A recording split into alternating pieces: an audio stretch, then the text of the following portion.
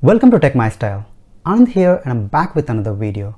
As this is the first time I'm coming in front of camera, let me take this opportunity to thank my 200 plus subscribers and everyone who liked, disliked and commented my videos.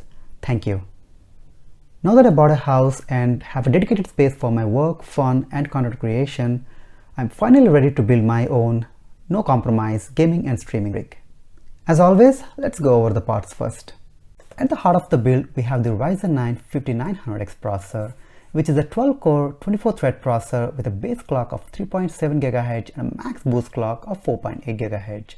I'm pairing this with a 240mm AO cooler from Cooler Master. The model number is ML240L and it comes with two 140mm non-addressable RGB fans. The graphic card choice for this build, actually, we can't choose graphic cards anymore. I got an Asus TUF Gaming RTX 3070 card and I'm using it. I couldn't get anything better at MRP. Motherboard. I went with the beautiful Asus ROG Strix B550F. I wanted 4 memory slots and at least one PCIe 4.0 x16 and one PCIe 4.0 M.2 NVMe slot, and this board checks all of the boxes. For the boot drive, I'm using 1TB Western Digital SN850, which is a PCIe Gen 4 NVMe drive. On paper at least, it can reach up to 7000 Mbps read and 5300 Mbps write speeds. I'm also throwing a Western Digital Blue SN550 NVMe drive as a secondary drive for the data. As for the memory, I'm adding 4 8GB sticks of G.Skill Trident Z purely for aesthetic purposes. Each stick is clocked at 3600 MHz, which is sweet spot for high-end Ryzen processors. Now for the cooling, or I would say to match the system with the marketing pictures, I'm adding 6 RGB reverse airflow fans. Yes, reverse airflow. I wanted to let a lot of cool air in, but I don't want my PC to look like this. There are not a lot of options in the market for the reverse airflow fans. I went with the Thermalright TL C12RS model, as the Cooler Master Sickle Flow reverse fans are not sold in packs. Easy DIY sleeved cables to make the build look cooler, and an RGB NVMe drive heatsink if I feel the RGB of everything else is not adequate. Finally, I got one 120mm RGB fan from Cooler Master. The case has room for 360mm radiator at the top and I have only 240mm radiator.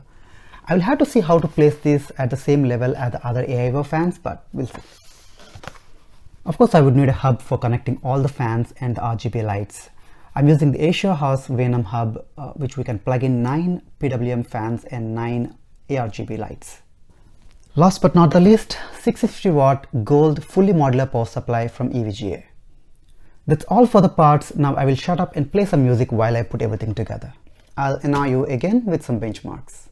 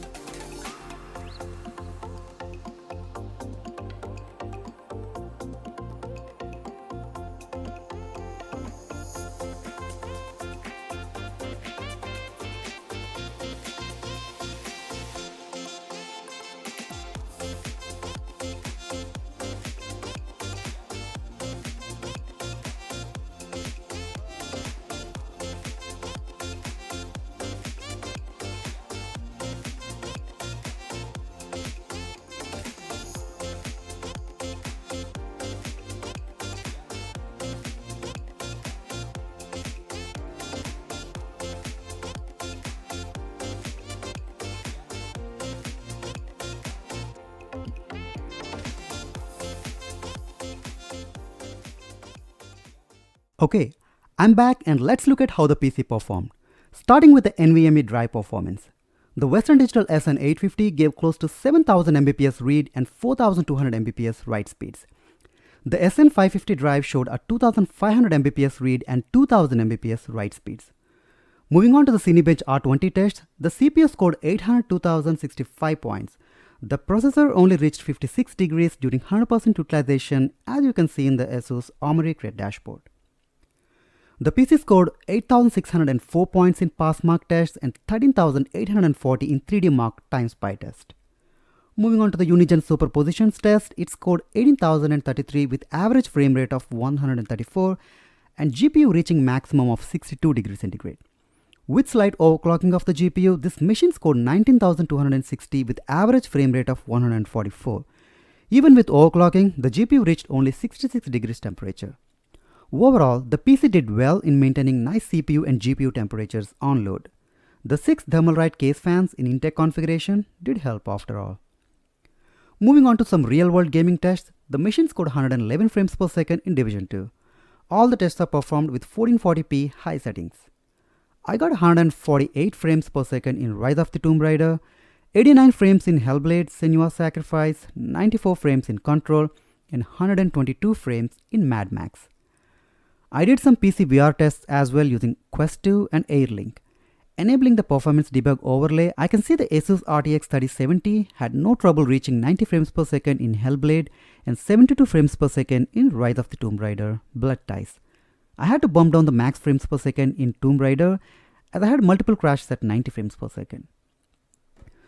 That's all for the video, guys. Thanks so much for watching till the end. Hope you guys liked what you see. If so, please leave a thumbs up or thumbs down and don't forget to subscribe for more exciting content.